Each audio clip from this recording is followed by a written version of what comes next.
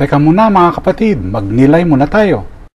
Alam mo ba na may isdang tinatawag na slippery blenny na nagpapanggap na ibang species para makalusot sa mga coral reef cleaner stations?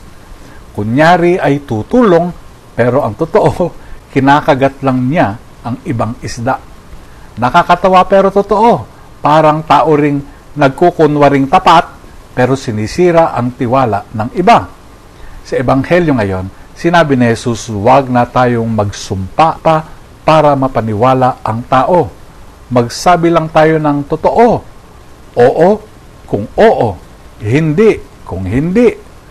Walang palusot, walang drama.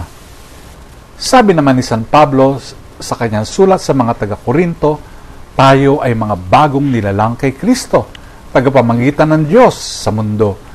Kung tunay tayong Kristiyano, hindi na tayo dapat magpanggap o magsinungaling gaya ng isdang mapanlinlang.